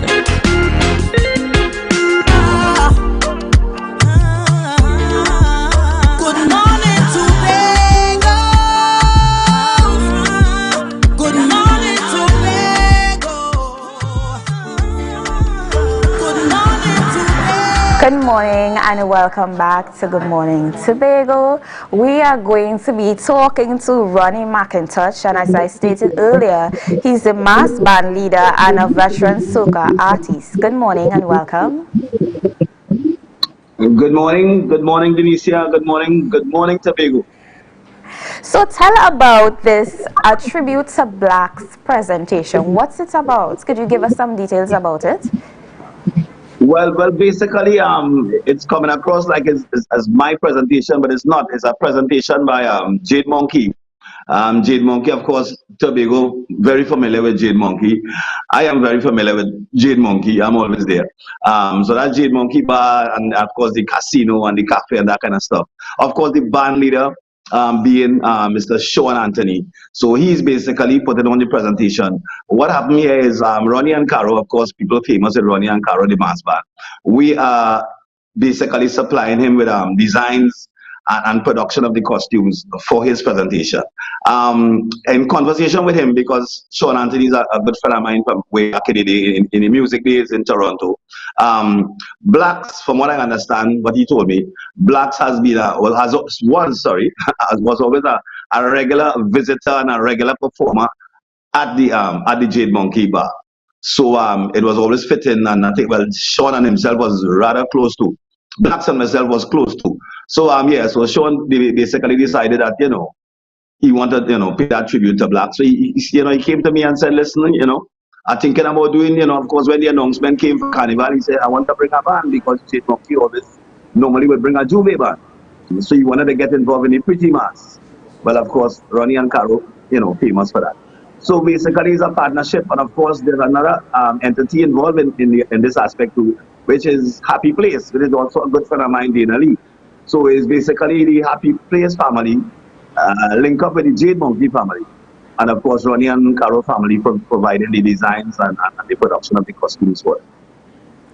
How important is it to keep his, legacy alive even after he has unfortunately passed? Yeah, well, I mean, to get into Blacks and on a personal level, I mean, we go way back from the Blue Ventures days when I met him almost 1,000 years ago, and he was a great learner because he was basically in my presence for some years before he went on to Roy Cape All Stars. So we had that tight relationship, like I said, So Blacks is a long story. But definitely his music will live on, and of course, I guess Jade Monkey basically doing its part, to keep his legacy alive. Do you have any memories that you oftentimes sit and reminisce on with the relationship that you and Mr. Black shared? One's for TV or one's for off TV? The ones that are appropriate. All right, go ahead. We have on air and off air ones. Basically, one of the main things I remember from him about him is that when we performed together back in the day, he paid a lot of attention. And well, people who know me, that if I am, trying to show you something, it's better just to pay attention rather than me explaining you. So he was very attentive into my performances and always taking notes and always asking questions and that kind of stuff. Good limer, passionate. Passionate about the culture. I mean, in his last couple of years, I realized that his tone started changing. He became more boisterous. He became more open in terms of the culture and saying what he feels. I think that's one of the things that he also paid attention. Picking up from me that hey, if something wrong and you find something going wrong, say it. So he was very boisterous in the last couple of years. It didn't matter because I guess he picked up that level of confidence, and he decided, well, listen, I'm at a position now where I can speak my mind. So he basically, is that kind of person in the last 3 to 4 to 5 years. Yeah, but good brethren, we have, as I said, we have a lot of memories. As I said, the on air and the off air. Very nice to hear. As it relates to Tobago Carnival, what are your thoughts? Are you excited? Are you happy that we are having a carnival in October after we have been on lockdown for the past 2 years? What are your feelings about the carnival in October? Well, me personally, my personal opinion is that Tobago's carnival is long overdue. I remember when there was an announcement a couple of years ago, but for some political reasons, it didn't work out. But Tobago's carnival is long overdue. You have the Trinidad in the early. We're supposed to start, Trinidad and Tobago is supposed to start the carnival calendar and end the carnival calendar. So right now, Miami has been claiming that they're the last carnival for the year. So I think Miami has lost their spot in terms of being the last. So Trinidad is the early one, and Tobago is is the late one, because it never really made sense trying to have both carnivals together because of the fact that a lot of Tobagonians would have left Tobago and come across to Trinidad anyway. So it's perfect. It's perfect for the economy. Besides me being excited, I can tell you that being traveling and being having conversation with I call them carnival zombies, which is people who just go from carnival to carnival. A lot of people abroad are very excited about Tobago's carnival. I think Tobago is going to be pleasantly surprised because the excitement is building. One of the concerns, though, about people coming in is that people coming from New York or let's say Miami, they don't want to come. They don't want to go to Trinidad to get to Tobago. They want to come direct to Tobago because of the fact that they don't want to end up in the airport and standby and all the drama. So, excuse me. So what I'm hoping and I'm putting it out there that the powers that be and whether it's the airlines or the tourism industry, whatever, we need to try and organize some sort of direct flight, whether it's a charter from the Thursday to the Monday, so that one charter from New York, one from Miami, one from Toronto, one from London. You know what I mean? So that people could just come direct to Tobago because, as I said, the excitement is there. And of course, don't forget, Trinidad have a lot, X amount of carnival zombies too. So they're looking forward to that. I understand the airline ticket situation is messy already. I understand the boat tickets not out yet, but people anxiously are waiting on that. So it's all about preparation. I think everyone will benefit in terms of more water will sell, more meat will sell, everything will sell. You know what I mean? Accommodation will be sticky. I can safely see a couple Chinese just sleeping in their car because I don't know. I don't think there'll be sufficient room, but the excitement is there internationally, not just Trinidad. People coming to jump up the clubs. A lot of people who never really approach and head to Tobago is looking forward to coming to Tobago for the first time. So it's all about being prepared. We need to prepare. I mean, we need to be seriously prepared and be ready for it because it could end up crazy. Are there any events in particular that you're looking forward to or wish that the Tobago Carnival could incorporate? Well, to be honest, no. I think information is a bit lacking because I think we're still waiting on the route, that kind of stuff. So I'm not too sure what is the extent of the carnival. How far they're taking it. Everybody just know that is the end of October, 28th to the 30th. Yeah. So we just waiting on more information. And I mean, I keep getting calls from abroad and messages if people want to know more details. So I don't know how far they're going. This is the first one, so I guess they will probably be not cautious, but they'll be based on time. They'll probably be do basic, and then as it grow, because it will build, it will grow over the years. This is just the first one. So as I said, in terms of events, not too sure, but it's going to be a big one, definitely. In terms of the Tobago Carnival, the presentation, how can persons get involved? How can persons get in contact if they want to be a part of, the mass band? Well, basically, Jade Monkey, as I said, Sean Anthony being the band leader, he, of course, but I mean, I can't mention Jade Monkey enough because everybody's familiar with Jade Monkey, even from an international perspective. So, Sean Anthony, everybody knows Sean, and of course, Jade Monkey, whether it's the bar, whether it's the casino, whether it's the cafe, of course, Happy Place too, which is Dana Lee, so a lot of people are familiar with that. So, I don't have Sean number in my head, but of course, what you could probably try and do is arrange an interview with Sean, and he will have all the finer details, to get to the public. But all I can tell you is Jade Monkey, and the same way I just leave Trinidad and find Jade Monkey is the same way you could find it, because I know how to find Jade Monkey quite easily. Think it would be a good look if other mass bands be involved in Carnival, not just for October, but Carnival continuing from Trinidad, more mass bands involved. Say that again, explain that. Or we should have more of mass bands involved in Carnival, Tobago Carnival? You're asking me if I think they should have more mass bands involved in Carnival, that's what you're saying? You hearing me? Yes, I'm hearing you now. Right. I'm asking you. Are you asking me if I think that there should be more mass bands involved in carnival?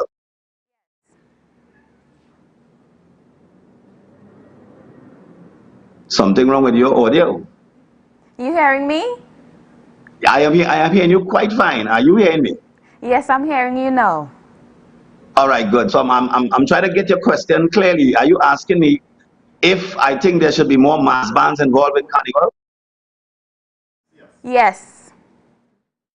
Well, I mean, at this point, we're not sure how many bands are going to be involved in Tobago's first carnival. I know of a couple people who is involved. I know a couple Juves here because and then again, Jade Monkey also joined a Juve.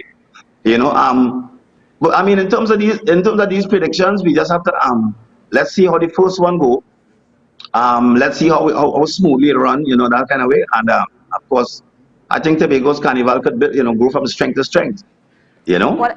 What are your expectations? I am really looking forward to people coming in to Tobago for the first time because I'm getting a lot of social media feedback on that a lot of people who have never been to Tobago, even Trinidadians from next door who have never been to Tobago, is looking forward to that. I think we just have to sell. I'm expecting a great sales job, from the ones who is in charge. We need to sell because um, in comparison to Barbados and Grenada and St. Lucia and St. Vincent, I think a lot of those islands don't really want anything with Tobago in terms of Tobago's level of tourism and what Tobago really has to offer. So I think we need to sell. I'm in the sales. So I think we need to get that word out there. Beside the carnival, I think we need to get the word out. That Tobago is open. Tobago is open for business. Tobago is open for tourism, and get our word out there. So that beside carnival, Tobago will always be pumping and always full of excitement and visitors. So I'm looking forward to people coming into Tobago for the first time and being impressed by the things. I mean, I am always in Tobago, and I can safely say that 3/4 of the things that really happens in Tobago in terms of sightseeing and history. I mean, Sean and them guys don't really take me around nowhere. They just want to hang out and lime and whatever. I need to find new friends too. So, but there's a lot of things to see and do in Tobago. So I think we need to start selling, make a long list, and just start to sell Tobago. You know what I mean? And just have Tobago active and busy at all times. I hope Mr. Sean is not hearing you about the fact that you need to find new friends. Because it's just wrong at table. I need to see Tobago, man. Before we close, can you give us the date and the time for the tribute to Blacks presentations and your final words to get persons to, encourage persons to be involved in this presentation? Why is it so important? All right, well, okay, well, the launch is on at the Jade Monkey. Right now, we are in the final stages of designing the costumes for Jade Monkey. And of course, Happy Place is also involved there. Dana Lee is excited about her costume because she has a section also involved with that. I just given you all the info. We have the photo shoot scheduled for this Wednesday. So that is where all the models come out and do the thing. And then the big launch is on Father's Day. Happy Father's Day, June 19th at the Jade Monkey. 11 p.m. I suspect is showtime. Where we have the show and have all kind of ideas and plans for where the models enter in and where the ramp go in and all the excitement. So a lot of infrastructure work is taking place as we speak at the Jade Monkey while I'm on this end, dealing with the costuming and the models and stuff like that. I'm quite sure that Sean will prefer that he be part of the models, but unfortunately, I have that portfolio, so he will deal with the infrastructure, and Ronnie and Caro on this end will deal with the costuming. So it's on June 19th, and also there's a Juve presentation by Jade Monkey as well. So that particular night will be basically two presentations: the Juve presentation, which is Monkey Business, and of course the tribute to Blacks, which is what we call the Pretty Mass, the Parade of the Bands. So yeah, we're looking forward, and that's a nice long weekend, you know what I mean, and Father's Day, and Yeah, come out and enjoy. And of course, we advise, people to register early too, because October is right around the corner, and production takes a while. So yeah, and plus there are a lot of carnivals going on right now, because we're right after Miami. We also involved in production of costumes for Miami. We also involved in our presentation for 2023, which is called "This Is Paradise." So there's a lot of glue gun and glue sticks and scissors and tape measure taking place right now. So we look forward to seeing everybody out there at the Jade Monkey on the 19th. Register early, including you, Denicia. Including you. A lot of big things is happening on your end, and I wish you all the best in your endeavors moving forward. I want to thank you so much for taking the time to have a conversation with me this morning about a tribute to Blacks presentation and the Happy Place in collaboration with Jade Monkey. I really do appreciate it, so thank you very much. Pleasure talking to you. Good morning, Tobago. Have a great day. Thank you, and same to you. So guys, it's about time to wrap up the show, but before I go, the Division of Food Security, Natural Resources, the Environment and Sustainable Development invites all to farmers and agro-processors meeting and consultations tomorrow, 7th June 2022 from 9 a.m. to 3 p.m. at the Shore Park Cultural Complex. Of course, Tobago Updates will bring to you live coverage as always. So we are inviting everybody to come out and take part in these consultations, and if you are unable to physically attend, don't worry, Tobago Updates has you covered. We are going to be bringing to you live coverage. I repeat, live coverage. Tobago Updates morning show and GMT with myself and Candice will be there, to make sure that you have all the information necessary. As I always say, information is power. Knowledge is power. You don't want to miss this, and if you do, unfortunately, we are going to be bringing to you live coverage. So that's it for our morning show this morning. I want to thank you so much for joining us. Have a great day, guys. Stay safe. Always remember to smile. Even though we are feeling some tough times right now, I want to always encourage you to lift your head up. The best is yet to come. So thank you so much for joining us. Have a great day. Be safe. We'll see you again tomorrow. Bye.